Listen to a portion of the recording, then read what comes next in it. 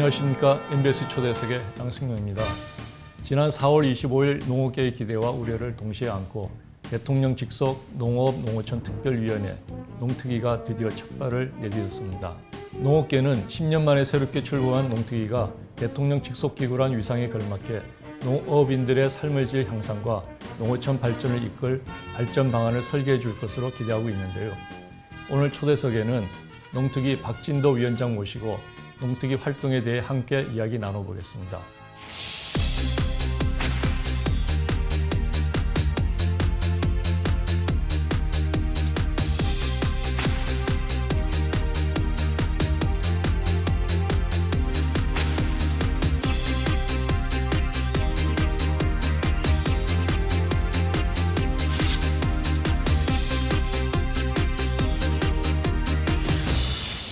오늘 스튜디오에는 대통령 직속 농업-농어촌 특별위원회 박진도 위원장님 모셨습니다.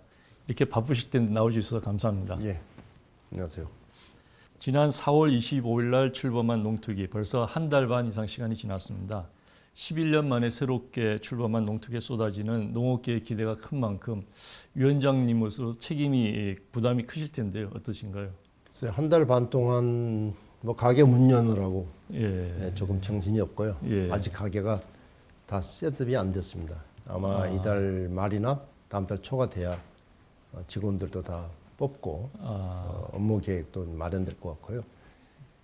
준비 중입니다. 근데 어쨌든 농업계에서 이 농특위를 바라보는 시각이 두 개인 것 같아요. 하나는 집권 3년 차에 생겨서 뭘 할 수 있겠나 하는 이제 그런 우려를 하면서도 그래도 농특위가 뭔가 해줘야 될 거 아니냐, 이런 기대가 있는 것 같습니다. 우려 반 기대 반이군요. 우려 반 기대 반. 그러니까 사실 제가 더 힘들어요. 그렇겠습니다. 그런 마음으로 지금 있습니다. 그 위원 인선은 다 끝났고 직원들 실무진 위원 인선은 이제 본의원 다 끝났고요. 저희가 이제 분과위원도 있고 특별위원회도 있는데 분과위원회하고 특별위원회의 위원들은 지금 인선 중입니다. 문재인 대통령의 농정 공약 1호였던 만큼 우리 농업계에서는 농특위에 대한 관심은 높지만 일반 국민들은 아마 방송이나 신문을 통해서 명칭 정도 아는 정도가 대부분일 것 같습니다. 농특위가 어떤 곳인지 간략하게 소개를 좀 부탁드리겠습니다. 아마 농특위라고 하는 명칭은 약칭이죠. 약칭인데 굳이 원조라고 한다면은 2002년에 그 김대중 정부 당시에 농업-농어촌 특별대책위원회라는 것이 있었죠. 우리가 농특위라 줄여서 얘기를 했는데요. 거기에 노무현 정부 때까지 있다가 2008년도에는 대통령 직속기구가 아니고 농림부 자문기구로 이제 내려갔다가 작년 12월 24일 날 농업-농어촌 특별위원회 설치 및 운영에 관한 법률이 통과가 됐고 그리고 지난 4월 25일 날 이제 국무회의에서 시행령이 통과되면서 발족이 된 겁니다. 그 농특위의 구성이나 또 활동 기간 이런 것에 대해서는 조금 소개를 부탁드리겠습니다. 농특위의 기본적인 기능은 이제 농업-농어촌의 지속 가능한 발전, 그리고 농민의 그 복지 향상 이렇게 지금 우리 목표를 일단 법에 지금 그렇게 목표가 돼 있고요, 목적이 돼 있고. 농특위는 법에 지금 5년 한시 조직으로 되어 있습니다. 근데 다만 이제 위원들은 2년 임기이기 때문에 저는 2년 임기가 되고요. 그 구성을 보면은 그 당연직이라고 해서 기재부 장관이나 그다음에 농림수산식품부 장관, 그리고 국무조정실장, 해수부 장관, 시각처장 5사람이 당연직 위원으로 되어 있고, 그다음에 이제 법에 의하면은 농어민 단체 대표가 12명, 그리고 민간 전문가가 12명 이렇게 해서 24명 해서 전부 위원장 포함해서 30명으로 조직이 지금 되어 있습니다. 다만 이번에 아직까지 그 농어민 단체는 이제 12명을 다 못하고 10명만 했기 때문에 2명은 또 추가로 인선해야 되는 그런. 그렇군요. 그런 목표를 가지고 구체적으로 어떤 기능을 한다 이런 것도 정해져 있습니까? 기능도 법에 다 지금 나와 있습니다. 그래서 농업-농어촌의 지속 가능한 발전, 그다음에 공익적 기능 실현을 위한 중장기 정책 마련, 이 가장 이제 큰 게 돼 있고요. 그렇군요. 그다음에 농어촌 지역 발전 및 복지 증진, 그리고 농어촌 생태 환경 자원의 체계적 보전 및 효율적 이용, 지방자치, 지방분권, 그다음에 국민 먹거리 문제, 그다음에 이런 것들을 다루기 위한 연구 이런 정도가 돼 있고요. 특히 중요한 건 이제 여기에 이런 것들이 잘 시행되는가 안 되는가 하는 것을 점검 평가하는 기능이 들어가 있습니다. 정책을 실제로 만들고 하는 그런 심의를 하고 이런 기능도 수행을 하게 되는 거예요. 예, 그렇죠. 저희들이 어떻든 간에 자문이니까, 그러니까 대통령에게 농업 농어촌 정책이 이렇게 되면 좋겠다 하는 내용을 저희들이 자문하는 것이기 때문에 그런 것들을 결정해서 대통령한테 자문을 하는. 과거 농특위의 경우에는 현안에 대한 이제 특별 대책 마련에 집중을 했는데요. 이번 농특위는 예전 농특위와는 역할과 결을 달리하겠다 이렇게 말씀하신 것으로 알고 있습니다. 실제로 과거의 농특위는 김대중 정부 시대 만든 농특위는 WTO 농업협상이 되면서 농민들이 굉장히 위기감을 느꼈죠. 그렇죠. 그래서 그런 위기감을 대해서 이제 대응하기 위해 현안 대응 중심으로 가서 여러 가지 그 과제들을 수행을 했습니다. 이번 농특위는 이제 현안보다는 문재인 대통령께서 대선 때 공약하신 것이 농정의 틀을 바꾸겠다 이렇게 얘기를 하셨습니다. 그래서 현안보다는 농정의 틀을 바꾸는 데에 중점을 둘 생각이고요. 솔직히 뭐 현안을 다스리라고 해서 그 정부 부처가 있는 거 아니겠습니까? 농축산부도 전혀 다르서 다스리는 것이고 그렇게 농축산뿐만 아니라 뭐 환경부, 행안부 여러 부처들이 있는데 그래서 뭐 수십조 예산과 수만 명의 공무원들이 일을 하고 있는데 굳이 조그마한 조직인 농특위가 현안 손댔다가는 망하는 거죠. 그래서 저희는 대통령께서 말씀하신 농정의 틀을 바꾸는 데 중점을 둘 생각입니다. 과거 농특위와의 차별점은 어떤 현안에 대한 대책을 마련하기보다는 농정 전반적인 틀을 바꾸는 것이다 이렇게 말씀해 주셨는데 그 정책은 이제 어떻게 보면은 세부적인 사항일 거고 그 틀이라는 것은 이제 제도적인 장치를 의미하는 것으로 저는 이해를 하고 있는데요. 그 정책을 만들고 하는 것보다는 제도적인 틀을 만드는 것이 훨씬 어려운 상황이 아니겠습니까? 맞습니다. 지금 현재 우리 그 농정이 가지고 있는 틀이 어떤 문제가 있고 그래서 어느 방향으로 가는 게 좋겠다 이런 생각을 가지고 계신지요? 대통령께서 그 농정의 틀을 바꾸겠다라고 말씀을 하실 때에 그동안의 농정이 그 효율과 경쟁 중심의 농정이었다. 근데 앞으로는 농업의 또 농어촌의 다원적 기능을 극대화하고 농업의 가치를 높여서 지속 가능한 농업 농어촌을 만들겠다 이런 말씀을 하셨거든요. 근데 뭐 제가 아까 말씀드렸습니다만 과거 농특위가 WTO 협상이 되면서 시장 개방이 되고 그래서 국제 경쟁 높이는 것이 가장 중요한 목표였죠. 그래서 생산 중심으로 갈 수밖에 없었다 한다면은 이제는 그 한계가 대단히 명확해졌기 때문에 그 농정을 바꿀 필요가 있다는 것이 아마 대통령뿐만 아니라 일반 그 농업계 그다음에 일반 국민들의 인식인 것 같습니다. 그래서 그런 차원에서 본다고 한다면은 농정의 이념도 생산주의로 벗어나야 돼서 우리가 이제 다원적 기능이나 그다음에 지속 가능성 이런 걸 지금 강조를 하고 있고 더 나아가서 중요한 것은 생산주의 농정은 아무래도 농정의 대상이 농민 중심으로 할 수밖에 없단 말이죠. 그렇죠. 그러다 보니까 어떤 일이 생겼냐면 사람들은 농업에 관심 갖지 않아요. 농장에 관심 갖지 않아. 그건 얘들은 니네들 일이야. 이렇게 이제 돼가지고 온 거거든요. 근데 사실은 이제 그 농업이 생산을 하긴 하지만은 그 농업 생산으로부터 여러 가지 다원적 기능을 가지고 있고 그런 다원적 기능이라는 것은 사실 농민들을 위한 것이 아니라 국민 모두를 위한 것이지 않습니까? 그런 점에서 농정의 대상도 국민 모두로 확장을 하고 더 나아가서 미래 세대까지를 고려한 그런 농정으로 이제 가야 될 것이다라고 생각하는 거죠. 그 과거의 생산 중심 농정이라는 것은 이제 경쟁력을 어떻게 확보를 할 것이냐, 또 기술 개발과 규모를 어떻게 할 것이냐 이것이 주 수단이었다면은 지속 가능한 농업은 여전히 그 소득을 어떻게 유지를 시켜서 오랫동안 많은 다양한 규모와 형태의 농가들이 농업에서 활동을 할 수 있게 하느냐 그것이 아마 중요한 이슈일 것 같은데 그러한 것을 만드는 수단은 어디에 있다고 보시는 거예요? 실질적으로 우리가 이제 과거 생산주의 농정을 한다고 했을 때에 그 대상이 극히 제한적인 농민이었잖아요. 결국은 그렇죠. 이제 규모화하고 그다음에 뭐 현대화할 수 있는 그런 능력도 있는 농가들, 뭐 전체로 본다면 10%도 안 되는 농가를 대상으로 했다 이렇게 볼 수가 있죠. 그래서 이번에 우리가 그 농가 소득이 뭐 평균 소득이 4,207만 원이 넘었다고 해서 굉장히 다들 좋아하고 있습니다만 그 내용을 들여다보면 사실은 70%, 80% 이상의 농가들은 2천만 원도 안 되는, 또 심지어는 절반의 농가들은 1,000만 원도 안 되는 뭐 이런 그 농업 그 농가 내부의 양극화가 굉장히 심각해지지 않습니까? 또 그것이 아까 얘기한 생산주의를 가다 보니 그럴 수밖에 없었다.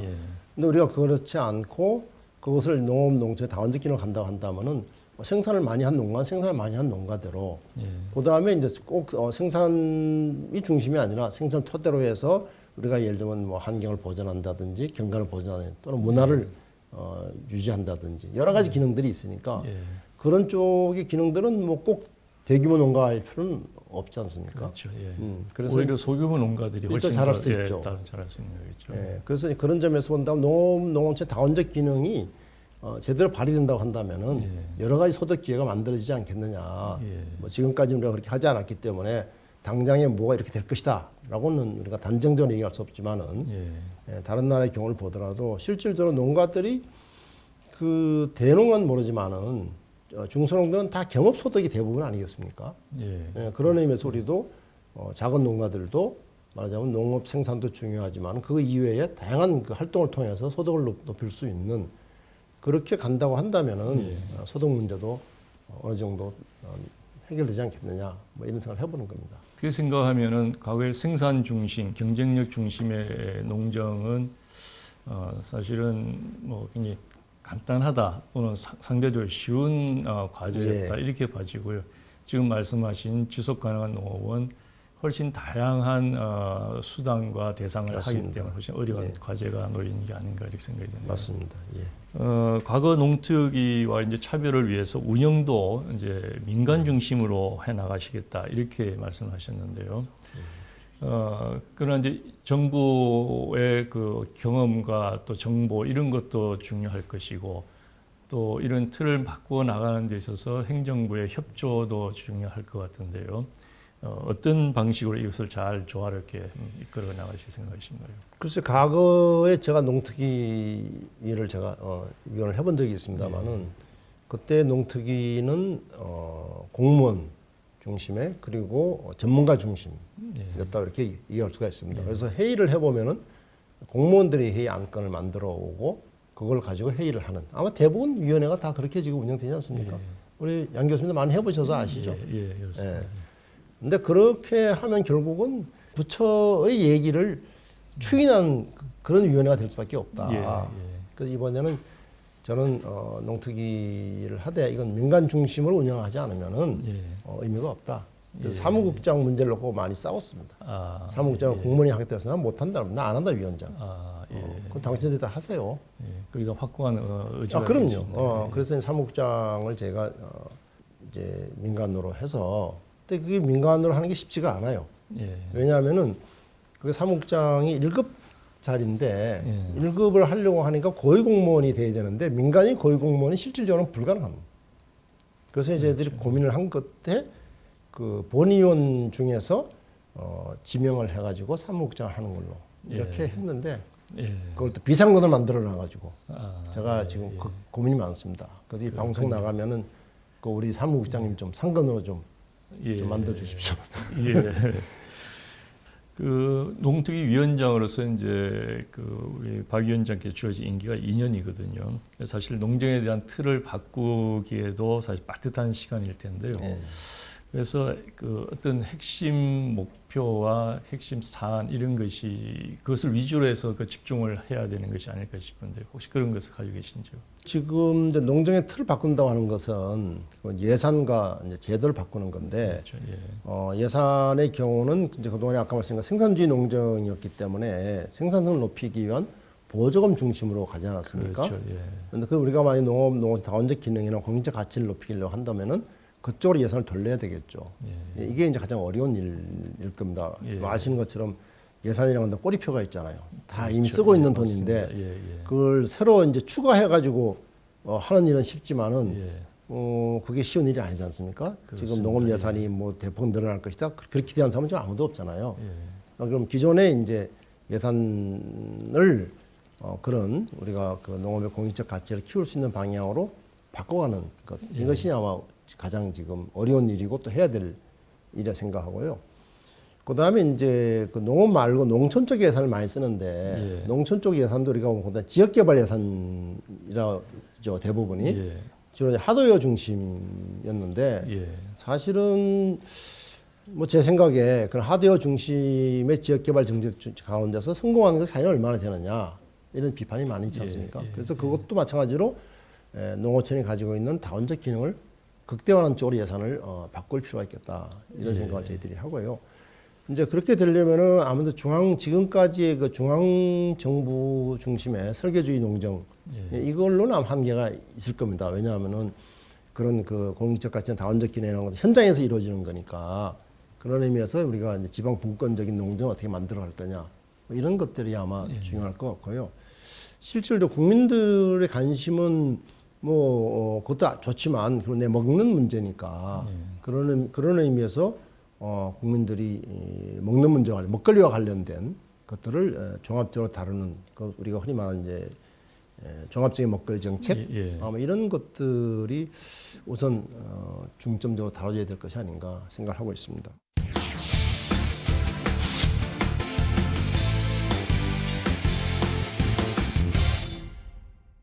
예, 우리 위원장님께서 그 구상하시는 그런 이제 제도적인 틀을 바꾸는 일에는 예산이 이제 중요할 텐데요. 예산을 뭐 획기적으로 늘리라고 기대는 어렵겠지만 그런 예산의 어떤 그 변화 또는 확대가 없이 이런 다원적 기능 중심의 농정이 가능할까 이런 의문도 드는데요. 글쎄요, 그 예산이 늘면 좋죠. 근데 제가 며칠 전에 그 농협조합장들 강의가 있어 갔었어요. 가서 한 50명 대신 물어봤습니다. 여러분 농협 예산이 늘까요? 이렇게 해놓더니 늘겠다고 손든 사람이 별로 없고 다 줄겠다고 그러더라고요. 경험상 그렇겠죠. 경험상으로. 그 사실 작년의 경우도 원래 농업 예산이 줄었었어요.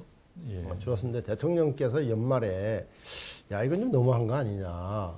좀 늘려봐라. 이렇게 해서 간신히 그게 1%가 늘어난 거거든요. 그런 비하인드 스토리 있군요. 그런 건데 그게 왜 그런 이번에 그 국가재정전략회의 때도 얘기를 들어보니까 가장 그 공격의 대상이 됐던 것이 농업하고 교육이었다 그래요. 예산에.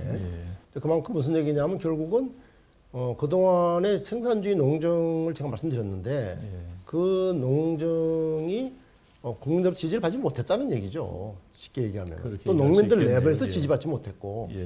그렇다고 하면은 예산을 늘리는다는 것도 중요하지만 현재의 예산이 정말로 새로운 그 농정의 틀에 맞도록 어떻게 바꿔갈 것이냐 이런 고민을 먼저 우리 내부적으로 하고 그런 것 토대 위에서 도저히 우리 힘만으로는 안 되니 예산을 또 늘립시다. 라고 했을 때 설득력이 있지 않을까. 지금 같은 상태에서 그 농정 그대로 두고 자 우리 저 농업의 공익적 가치를 높이기 위해서 돈이 필요한 돈 더 주세요 했을 때에 돈을 줄 것이냐 전 설득력이 없다고 봅니다. 그래서 일단은 우리가 해야 될 일은 지금 현재의 농정 예산이 새로운 농정에 맞도록 어떻게 그 예산 구조를 바꿀 것이냐 이 고민을 치열하게 하고 그럼에도 불구하고 예산이 부족하다. 그러니 예산을 더 내놓으세요. 이렇게 가야 아마 얘기가 풀리지 않을까 저는 그렇게 생각합니다. 결국은 예산 문제는 농업의 다원적 기능과 공익적 가치에 대해서 어느 정도로 인정하고 공감을 하느냐 이 문제일 것 같은데 우선 대통령께서는 이 문제에 대해서 이 농업의 공익적 가치에 대해서 얼마나 확고한 어떤 신념이나 생각을 갖고 계신지요? 신념을 확고하신 것 같아요. 제가 보기에 그동안 말씀하신 것도 그렇고 신념을 확고하신 것 같은데 근데 뭐 대통령이 농업 전문가는 아니시잖아요.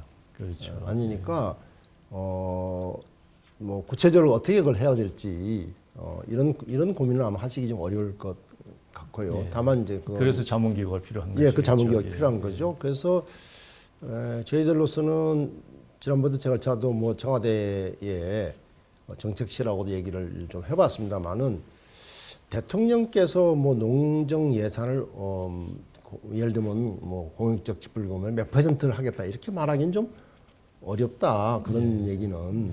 그럼 대통령 말씀 못하시면 자문기구 위원장이 내가 얘기할까요? 뭐 이렇게 얘기도 한 적이 있습니다. 그래서 앞으로 제가 얘기하랍니다 그냥.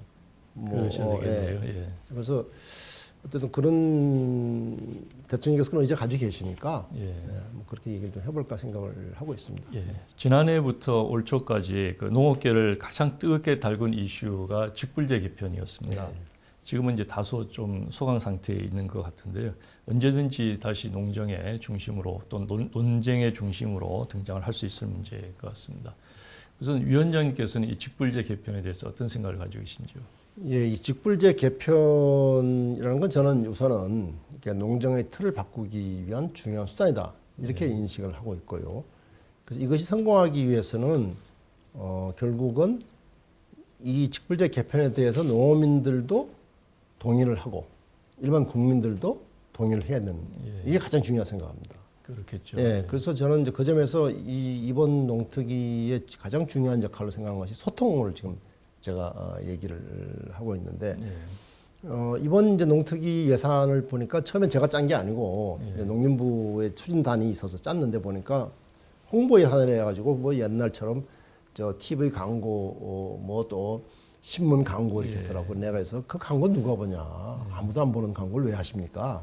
그래서 그걸 전부 다 소통 예산으로 바꾸자 이렇게 제가 얘기를 했습니다. 그러니까 지금 어쨌든 간에 우리 냉정하게 얘기하면은 지금 우리 농어민, 농어촌 문제에 대해서 일반 국민들이 관심이 없습니다. 그렇잖아요. 우리가 흔히 말하는 농업 패싱이다 뭐 이런 말을 쓰고 있잖아요. 그러니까 이런 상태에서는 어떤 정책도 새로운 정책을 하기가 어려울 것이다.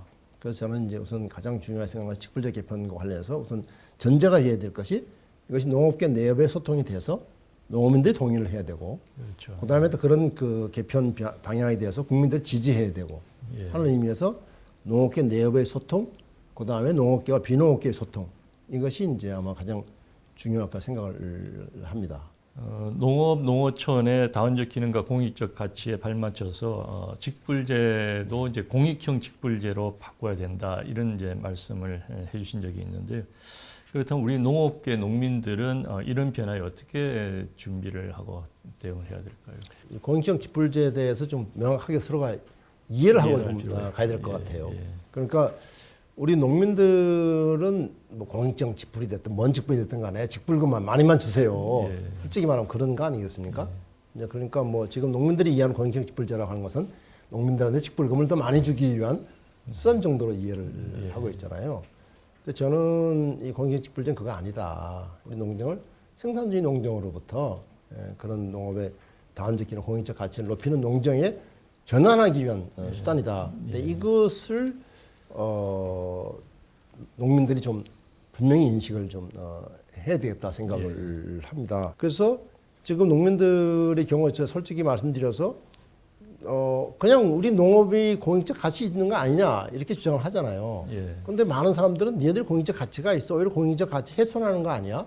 그런 주장도 있습니다. 그런 주장들도 있잖아요. 예를 들면 냉정하게 얘기하면은 우리 하천 오염시키는 것의 가장 주범이 화학 비료고, 그 다음에 축산 분뇨란 말이죠.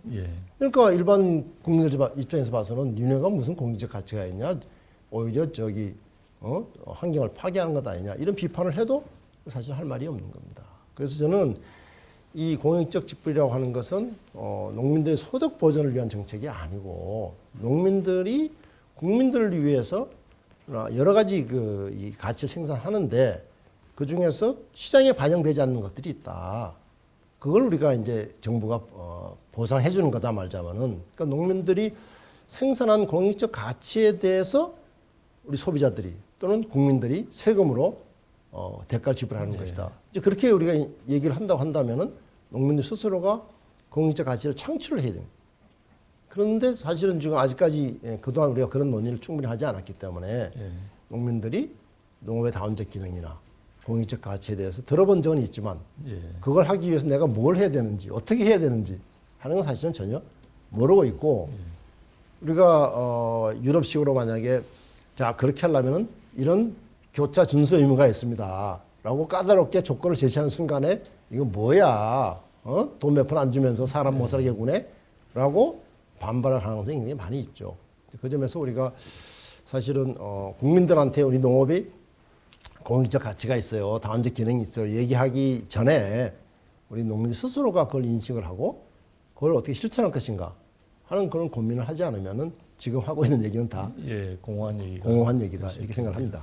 사실 저희 연구실에서 얼마 전에 연구 결과를 발표를 했는데요. 지금 말씀하신 농업이 갖는 그런 외부 불경제 효과들, 예를 들어서 하천을 오염시키고 토양을 오염시키고 하는 이런 그 부정적인 효과를 저희가 그 돈으로 환산해 본 적이 있습니다. 그것이 전체 우리 그 농업 생산액이 한 26, 7조 정도 되면은 그러한 부정적인 효과가 한 5조 정도 되는 것으로 저희가 계산이 됐습니다. 많은 사람들은 이제 그런 그 지금 그 규모에 대해서 이제 그 부정적인 효과의 크기에 대해서 잘 이해를 못하고 오히려 농업이 그 공익적 가치를 훼손시키는 것이 아니냐 뭐 이렇게 지금 주장하는 분들이 있거든요.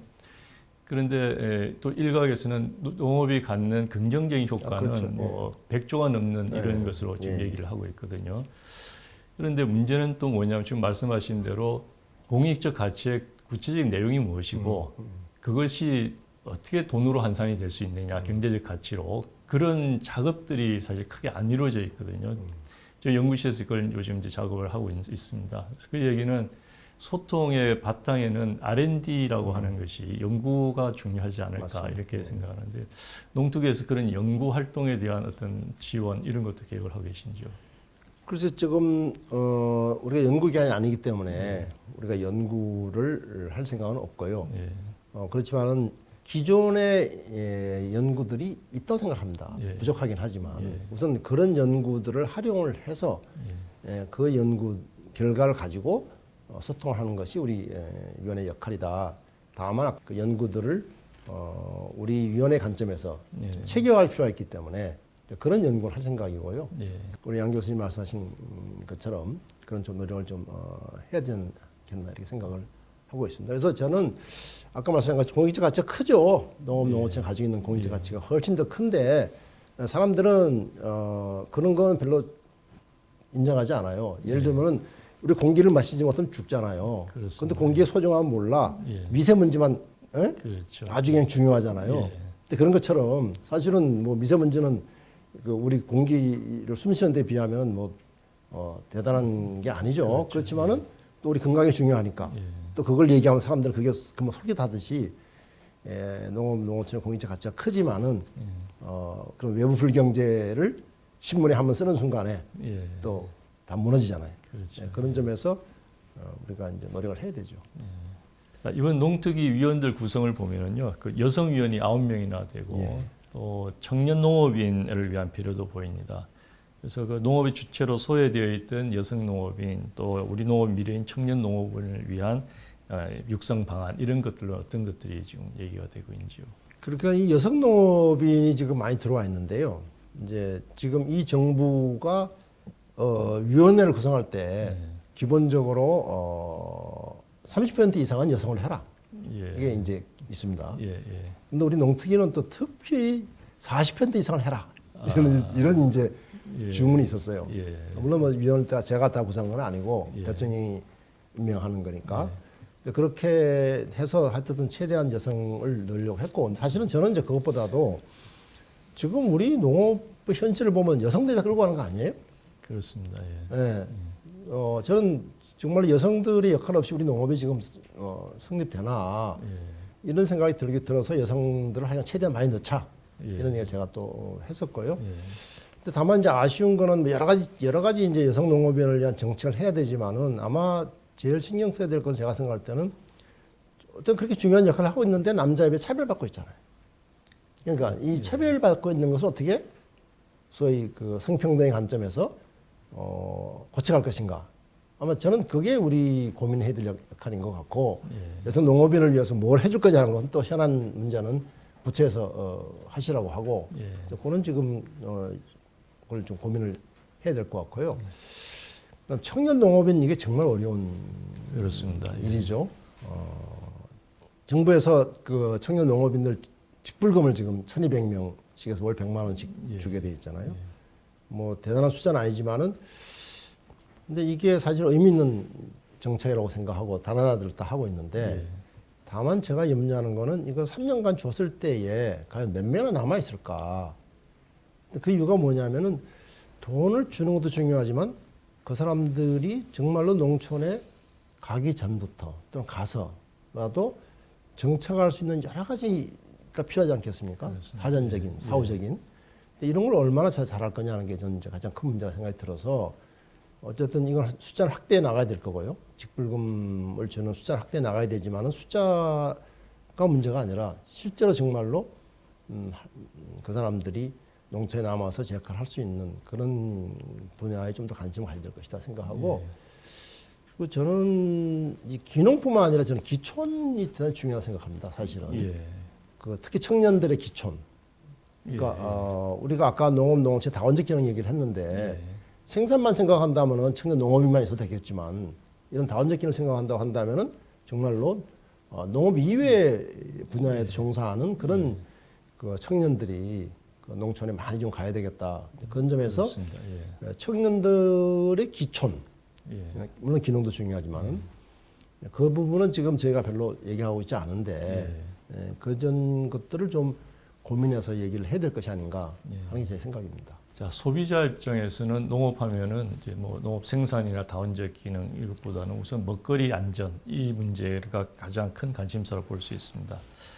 또 농업에 대한 국민들의 인식을 넓히는 차원에서도 먹거리 관련된 공감대를 형성하는 것 이것이 굉장히 중요한데요. 이에 대해서는 농특위 내에서는 어떤 얘기들이 지금 논의가 되고 있는지요? 그렇죠. 그러니까 지금 아마 이 정부에서도 지금 많이 고민을 하고 있는 부분인데 아직 성과를 못 내고 있다 생각을 합니다만은 아까 이게 생산주의 농장이라고 했을 때의 먹거리도 생산에 주로 우리가 관심을 가지 않았습니까? 그리고 얼마나 더 많이 생산할 거냐, 또는 값싸게 생산할 것이냐 이렇게 됐다고 한다면은 근데 일반 국민들은 뭐 그런 것보다는 뭐 값싼 농산물이야 뭐 외국에도 많이 있는 거고 정말로 건강에 좋고 믿을 수 있는 농산물이 생산돼야 되겠다 하는 게 아마 가장 큰 요인이겠죠. 그 점에서 본다고 한다면은 그동안의 생산주의 농정이 반성해야 될 부분이 상당히 있다 이렇게 생각을 하고 그 다음에 생산된 것도 중요하지만 그게 어떻게 유통이 되고 어떻게 가공이 되고 어떻게 소비되느냐 이 과정이 소비자 입장에서 최종적으로 소비이잖아요. 그 점에서 소비 단계에 있어서의 먹거리 정책 그리고 더 나가면 지금 우리 환경 문제를 생각한다면 폐기까지도 고려해야 되고 그래서 생산, 유통, 가공, 소비, 폐기 이 전 과정을 아우르는 그 통합적인 먹거리 정책이 되어야 될 것이다라는 게 이제 첫 번째 생각입니다. 아마 그래야 아마 국민들이 동의할 수 있을 것 같고 또 하나는 우리가 그런 것들을 크게 보면 이제 푸드 플랜이라고 얘기를 하고 이제 국가 푸드 플랜 얘기를 하는데 국가 푸드 플랜 못지않게 저는 더 중요할 수 있는 건 지역 푸드 플랜이다 생각을 합니다. 이 지역 푸드 플랜은 정말로 잘 하면은 우리가 지역 경제를 살리는 데 큰 도움이 되고 또 그런 이 순환적인 경제, 더 나아가서 환경 이런 게 포함해서 그런 기본이 아마 그 로컬 푸드 플랜이 아닐까 이런 생각이 들어서 지금 이 정부도 지금 그 노력을 많이 하고 있습니다만은 저희도 조금 더 노력을 해볼 그런 생각을 가지고 있습니다. 그 푸드 플랜과 관련해서는 이제 국가 차원의 푸드 플랜보다는 이제 지역 단위의 푸드 플랜 그것이 모이면 이제 국가 단위의 푸드 플랜이 될 거고요. 근데 그런 관점에서 보면은 최근에 지금 추진되고 있는 푸드 플랜이 소비 중심 또 수요를 어떻게 충실하게 잘 채우냐 이것보다는 지역에 생산된 농산물을 어떻게 거기다 바꾸느냐 공급 중심의 푸드 플랜이 되는 것 같은 이런 우려가 들거든요. 그것은 여전히 생산주의 중심에서 벗어나지 못하고 있는 것이 아닌가 이렇게 봐지는데요. 그렇게 생각합니다. 어쨌든 생산의 이제 시발점이라 한다면은 최종 종착적은 소비 아니겠습니까? 그러니까 소비자들이 만족할 수 있는 또 그 만족이라는 것이 단순히 뭐 값이 싸다든지 이런 것이 아니라 정말로 그 사람들에게 건강하고 또 그다음에 그 먹거리가 단순히 먹거리가 아니라 지역사회의 중요한 자원으로 되는 뭐 이런 노력들이 필요하겠죠. 그 먹거리 인권의 사각지대가 없나? 맞습니다. 그래서 그걸 저희들이 그걸 한마디로 이제 먹거리 기본권 이런 얘기를 쓰고 있는데 사실 뭐 양님 잘 아시다시피 미국의 농업 예산의 한 70% 정도가 먹거리 이 사각지대를 없애기 위한 그렇죠. 예산 아닙니까? 우리는 그렇게 보면 너무 없는 거죠, 사실. 아직 우리가 가야 될 길이 멀다 이렇게 볼 수 있겠습니다. 그 생산 중심의 농정을 얘기를 할 때 이제 또 하나 요즘 이슈가 되는 것이 이제 스마트팜 밸리 사업이지 않습니까? 정부가 의욕적으로 지금 추진을 하고 있습니다. 그것이 지금 말씀하신 생산주의 농정의 폐해와 어떻게 그걸 이해를 할 수 있는지 거기에 대해서 어떤 생각을 가지고 계신지요? 저희도 누가 나한테 그런 거 물어보더라고요. 아, 그렇습니까? 평소에 네가 하는 말로 봐서는 그거 찬성 안 할 것 같은데 위원장이 돼서 어떻게 할 거냐 뭐 이런 식의 얘기를 저한테 하던데요. 저는 어떤 농촌 현장에서 스마트팜이나 스마트팜 밸리에 대한 뭐 여론이 굉장히 나쁘죠. 우리가 알고 있는 것처럼. 근데 그건 두 가지죠. 하나는 지금도 뭐 농산물 팔지 못해서 걱정인데 그렇게 말하자면 뭐 최신 시설 내가 잔뜩 만들어내면 어떻게 하겠다는 얘기냐. 뭐 수출한다는데 뭐 처음에 수출할지 모르지만 결국은 다 국내 시장 나올 것 아니냐. 뭐 이런 이제 우려가 또 하나 있고. 그다음에 결국은 그건 지금까지처럼 또 몇몇 소수농가 또 이렇게 돈 줘가지고 부자 만들고 나머지는 마찬가지 양극화 문제를 심화시키는 건 아니냐. 뭐 저는 두 가지가 다 맞다 생각합니다. 그래서 만약에 지금 스마트팜 정책이나 스마트팜 밸리가 그렇게 결과를 낳는다면 해서는 안 된다. 다만 우리가 뭐 흔히 말하듯이 4차 산업혁명 시대에 농업만 그럼 맨날 옛날식으로 할 거냐? 그건 아니다. 그 점에서 우리가 농업의 스마트화? 그렇죠. 여러 가지 지금 그런 새로운 기술들을 도입을 해서 농업이 지금보다 조금 더 한 단계 더 기술적으로나 발전시켜야 되겠다. 그건 뭐 아마 다 동의를 할 수 있을 겁니다. 그런 점에서 예를 들면 뭐 스마트팜 밸리나 스마트팜이라고 하는 것이 그런 길로 나가는 데 있어서 중요한 역할을 한다. 뭐 그것도 의미가 있겠죠. 근데 그게 아니라 지금 말씀드린 것처럼 그냥 생산을 더 효율적으로 하고 하는 그런 수준에서 혁신이다 얘기를 한다고 한다면 저는 동의하기 어렵다. 그래서 그건 아마 조금 더 논의가 많이 필요할 거라 생각합니다. 그 스마트팜화, 농업의 스마트팜화는 우리가 피할 수 없는 방향이지만 그것을 단지를 만들어서 그 생산의 양극화를 일으키고 또 생산에 부담을 주는, 농업에 부담을 주는 이런 피해야 되겠다 이런 말씀이시네요. 다만 이제 농업의 스마트화라고 하지만은 어떻게 하는 거냐, 농업 스마트화라는 것이 그거 잘 모르잖아요. 그 점에서 이제 예를 들면 뭐 이렇게 하는 것이 농업 스마트하다라는 것을 보여주기 위한 시범, 뭐 그거야 뭐 가능할 수 있겠죠. 그러나 그것조차도 특정 농가를 대상으로 해서 하는 것은 저는 맞지 않고 예를 들면 뭐 농진청이라든지 이런 정부 기관들이 있으니까 그래서 기술을 잘 개발을 해서 농민들이 보급하는 뭐 그런 방안이 좋지 않겠나 싶습니다.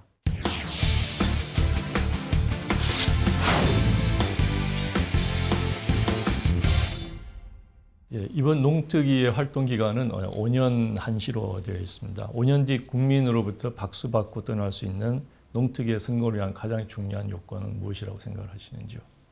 글쎄요. 그러니까 뭐 저는 5년 아니고 2년만 할 거니까 5년 뒤는 모르겠고요. 그 다만 틀을 만들어 놓고 하시는 거겠습니까? 어쨌든 그 박수를 받는다고 한 얘기는 제가 아까도 말씀드렸지만은 농업계와 또 농업계 내부와 농업계 비농업계 소통을 통해서 이 농어촌 농어민의 문제가 국민의 의제로 끌어올려진다고 한다면 아마 박수 받을 수 있을 것이다. 그러니까 제가 제일 안타까워하는 것은 지난 대선 때 그 5번이나 토론을 했잖아요. 토론했는데 농자가 한 번도 다뤄지지는 않았습니다. 그렇습니다. 그때 지금 너무 화가 났는데 어쨌든 우리가 정말로 같이 노력을 해서 이게 농민만의 문제가 아니다.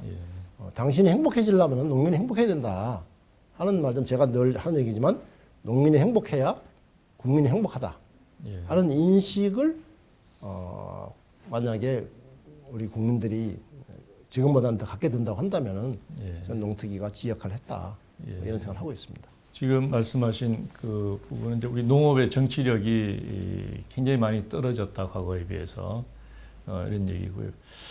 이제 농특위 활동이 그런 그 농업의 정치력을 높일 수 있다면 참 이제 좋을 것 같습니다. 근데 그것이 이제 시간이 많이 걸리는 문제일 것 같고요. 단기간에 농업 정치력을 올릴 수 있는 그런 방안은 혹시 있겠습니까?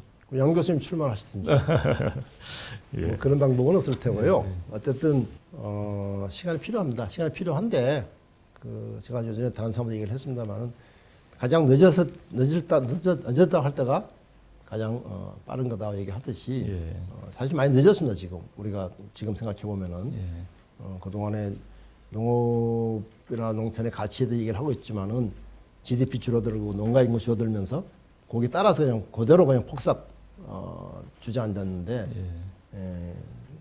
그게 저는 우리 농민만의 문제가 아니고 지금 우리 국민 전체가 지금 우리 소득에 비해서 행복하지 못하잖아요.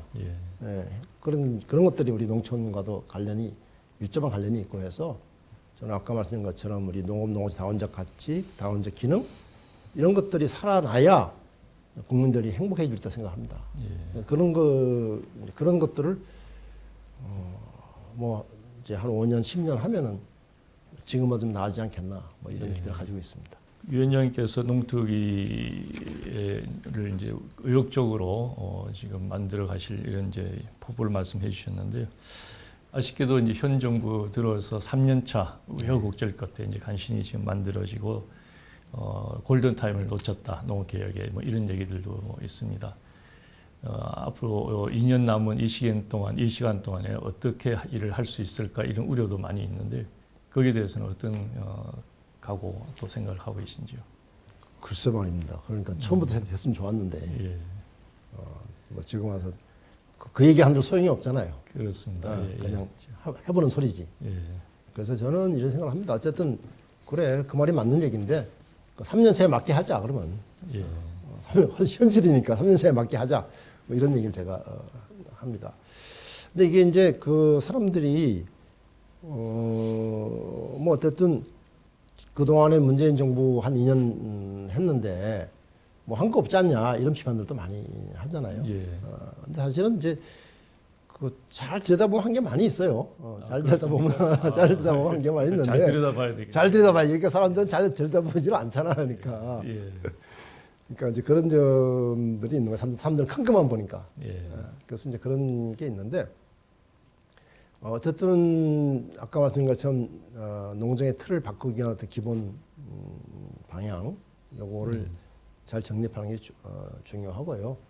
뭐 농특위 자체는 뭐 입법기구도 아니고 뭐 집행기구도 아니고 그렇지 않습니까? 근데 우리한테 와가지고 뭐 벌써 요구사항이 많아요. 뭘 어떻게 해야 돼 저렇게 해야 된다는 요구사항이 많은데 그냥 좋은 얘기로 듣고 다만 우리가 자문기구인데 이 자문기구나 제가 아까도 말씀드렸습니다만은 자문을 해도 안 들으면 그만이잖아요. 그리고 자꾸 나한테 이런 얘기해요. 대통령을 자주 만나가지고 얘기를 하셔야 된다고. 그럼 내가 대통령이 얼마나 바쁘신데 대한민국에 지금 해야 될 일이 얼마나 많은데 대통령이 이 농업 때문에 자주 만나자? 그건 좀 무리한 얘기잖아요. 저 며칠 전에 국회의원 한 분 만났더니 자기 민원을 막 얘기를 하면서 대통령 만날 기회가 있으면 이 얘기를 꼭 좀 해주세요 그러더라고요. 내가 알겠습니다. 뭐 이렇게 제가 얘기는 했지만 그런 식으로는 얘기가 안 될 테고요.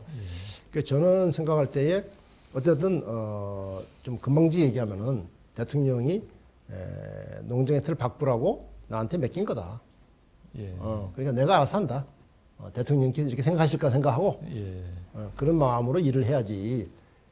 대통령 만나서 뭐 대통령한테 부탁해가지고 일을 한다. 이거는 지금 사실 우리 한국의 가장 중요한 문제, 낭문 문제 같은 거 있잖아요.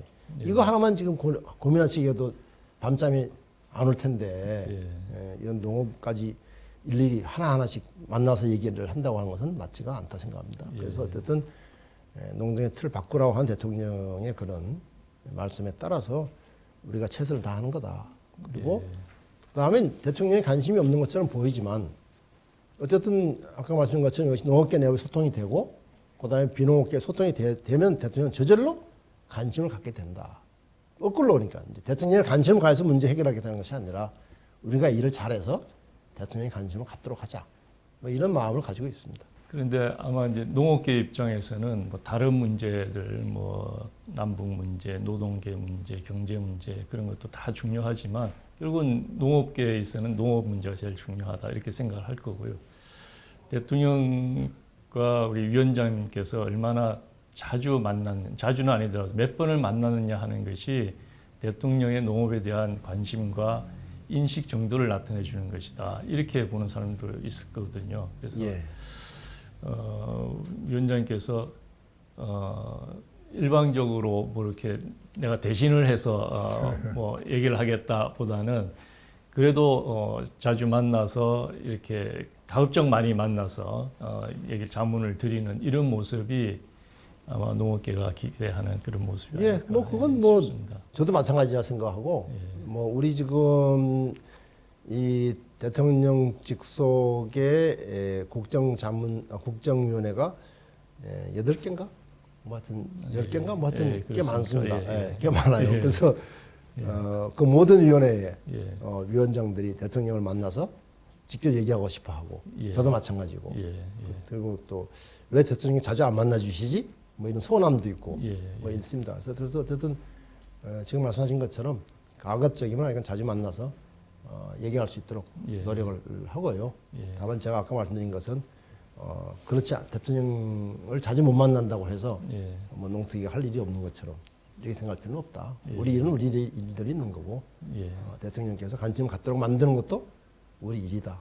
뭐 그렇게 예. 생각을 하고 있습니다. 예. 아무튼 대통령과 청와대에서 많은 관심을 가질 수 있도록 활발하게 활동을 해주시고 또 흥미있고 중요한 이슈들을 좀 많이 만들어 주시면 좋겠습니다. 자, 마지막으로 이번 농특위의 성공을 이제 간절히 바라고 있는 농업계와 또 관심을 가지고 지켜보고 있는 국민들이 있을 텐데요. 농특위원장으로서 당부하시고 싶은 말씀이 있으면 부탁드리겠습니다. 글쎄요, 제가 이제 그런 얘기를 가끔 하는데 뭐 이런 일을 하기엔 나이가 너무 많아요 지금. 그렇지 않은 것 나이가 같습니다. 너무 많습니다. 나이가 많은데 막 그러나 맡았으니 열심히 하자. 뭐 이런 마음으로 지금 임하고 있고요. 다만 이제 두 가지인데 하나는 농업계에 대해서는 아까 말씀드린 것처럼 농정의 틀을 바꾸려고 하니 기존의 농정에 너무 연연해서 하지 마시길 바란다. 좀 쉽게 얘기하면은 변화를 위해서는 기득권도 좀 포기를 해야 변화 가능하다. 그 점에서 제가 쉬운 얘기는 아니지만 어쨌든 농업계하고 소통을 열심히 하려고 하고요. 그다음에 국민들에 대해서는 이건 농민만의 문제 아니다. 정말 당신 행복을 위해서는 이 농업 문제 제대로 가야 된다. 이런 얘기를 좀 하고 싶어요. 그래서 제가 개인적으로 그 작년에 국민총 행복 전환 포럼이라는 걸 제가 만들었잖아요. 그때의 그 전환 포럼 만든 동기가 뭐냐면은 우리가 경제 성장으로부터 우리 사회 패러다임을 국민총 행복으로 좀 바꾸자 이런 뜻으로 했는데 그 배경에 깔려 있는 것은 뭐냐면은 경제 성장이라고 하는 것은 GDP를 가지고 평가하지 않습니까? 우리 국내 총생산이 얼마 증가하느냐. 근데 이 한국 사회가 이 GDP를 중심으로 움직여가는 한 농업의 미래는 없다. 왜냐하면 농업은 경제 성장하면 GDP가 줄어들 수밖에 없는 것이니까. 아까도 말씀을 드렸습니다만 GDP 농업 생산이 가져오는 그 GDP 비중보다 훨씬 더 많은 그런 가치가 있는 것인데 그것이 실현되지 않는다고 한다면 우리 국민들이 행복할 수가 없다. 그런 의미에서 국민들이 좀 농어촌의 문제를 농민만의 문제가 아니라 내 문제다. 라는 생각을 가져야 되는데 뭐 그렇게 한다고 해서 가지실지 모르겠고요. 그렇게 가질 수 있도록 우리 위원회가 노력을 해야죠. 우리 농업이 많은 농민들의 농업 그리고 국민들의 농업으로 거듭날 수 있도록 우리 농특위가 애를 써주시기 바라고요. 그런 면에서 우리 농특위와 위원장님께 응원을 해드리겠습니다. 뒤에서 큰 박수를 보내드리겠습니다. 농업 방송도 열심히 같이 함께 해주시길 부탁드립니다. 고맙습니다. 오늘 바쁘신데 이렇게 나와주셔서 고맙습니다. 우리 농업계가 한마음으로 바라던 농특위가 첫 발을 내딛었습니다. 정부 각 부처는 농특위가 제 역할을 다할 수 있도록 재정적, 행정적 지원을 아끼지 말아야 하고 농업계도 대승적 차원에서 적극 협력을 함으로써 국민적 지지를 이끌어내야 할 것입니다. 농특위 활동 5년, 비어있는 농특위라는 두 가지에 농업계, 정부, 국민이 서로 소통하고 지혜를 모아 희망찬 농업, 농촌의 큰 그림을 그려나가길 기대해 봅니다. 함께해 주신 여러분 고맙습니다.